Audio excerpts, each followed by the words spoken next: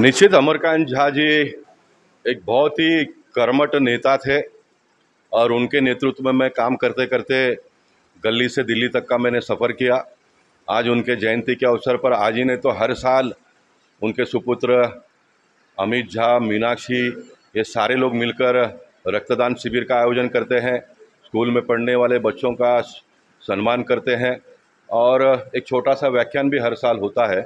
मैं मानता हूं कि महापुरुषों के जीवन के बारे में हम सब लोग सुनते हैं, पढ़ते हैं, चर्चाएं भी करती है, लेकिन ऐसे महापुरुष को जिनको हमने काम करते हुए देखा, मैंने अमरकांत जी के साथ में अयोध्या का 300 किलोमीटर का पदयात्रा भी साथ में किया है।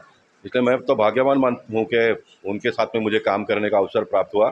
और जैसे अमित ने कहा कि गोपाल जी अगर मुंबई में है तो हर बार आते ही है कार्यक्रम में, तो निश्चित मैं आता हूँ। और इस प्रकार के कार्यक्रम में आने से मेरा जो काम करने का जो इच्छा शक्ति है और बढ़ती है कि इन दिनों के राजनीति में जो कुछ भी देखता हूँ, समझता हूँ, महसूस करता हूँ, तो मन थोड़ा छोटा हो जाता है। लेकिन ऐसे नेताओं का कार्यक्रम में जुड़ जाने के बाद में फिर वो सारे जो वायरस है वो निकल जाते हैं और नई ऊर्जा काम करने के लिए मिलती है। तो मैं चाहूँगा कि अमरकांत जैसे नेता भारत के धरती पर बार बार जन्मे और उनका प्रेरणा लेकर समाज में हम सब लोगों ने आने वाले दिनों में काम करने की आवश्यकता है।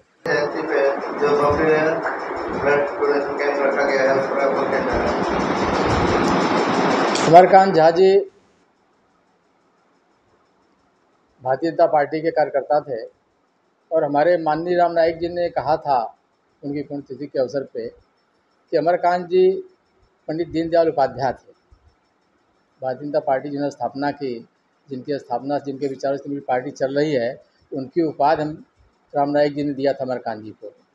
और सामाजिक कार्यों में, राजनीतिक कार्यों में, धार्मिक कार्यों में जहाँ भी जिसको ज़रूरत होती थी हर तरह की मदद तो करते रहते थे। जैसा मैंने अभी अपने भाषण में एक बातों का उल्लेख किया कि भाई दूसरे को कोई तकलीफ़ नहीं होवे, उनको खुद तकलीफ़ होवे, इस बात का वो ध्यान रखते थे कि दूसरे को नहीं होना चाहिए, हमको हो जाए तो कोई बात नहीं।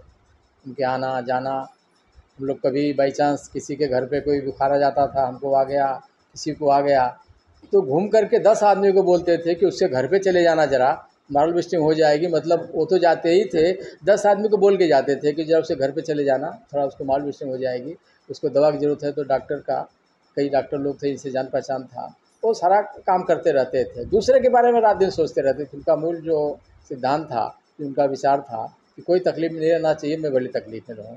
ऐसे अमरकांत जी थे।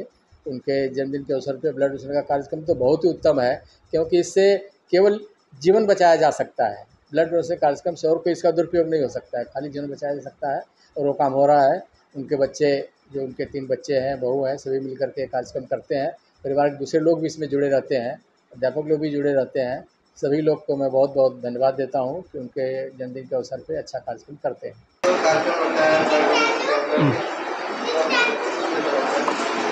आज मेरे पिताजी जो हिंदी भाषी समाज के एक बहुत बड़े समाजसेवी के तौर पर उत्तर मुंबई में थे, स्वर्गीय अमरकांत झा जी की 77वीं जयंती है। वर्ष 2009 से हम लोग लगातार 30 जून को रक्तदान शिविर का आयोजन करते हैं उनकी याद में। ये 14वां ब्लड डोनेशन कैंप हमने उनके जन्मदिन पर रखा है। अभी तक 50 लोगों का ब्लड डोनेशन हो गया है, 6-7 लोग और लाइन में हैं और हमने 50 का ही टारगेट रखा था, तो अभी वो आने के बाद में वो 60 तक हम लोग पूरा करेंगे। पहले तो मैं गोपाल शेट्टी जी को धन्यवाद करूंगी जो उन्होंने अपना इतना इम्पोर्टेंट समय दिया हमारे यहाँ पे और हमें काफ़ी उन्होंने इनकरेज किया, मोटिवेट किया। और ये जो ब्लड डोनेशन कैंप है हम लास्ट 14 ईयर्स से कंडक्ट करते आ रहे हैं, तो हम कोशिश करेंगे उनके मार्गदर्शन में नेक्स्ट ईयर से इसको और हम काफ़ी सक्सेस बनाएं और जिस तरह से उन्होंने हमें गाइडलाइंस दी है उसे हम ज़रूर फॉलो करेंगे।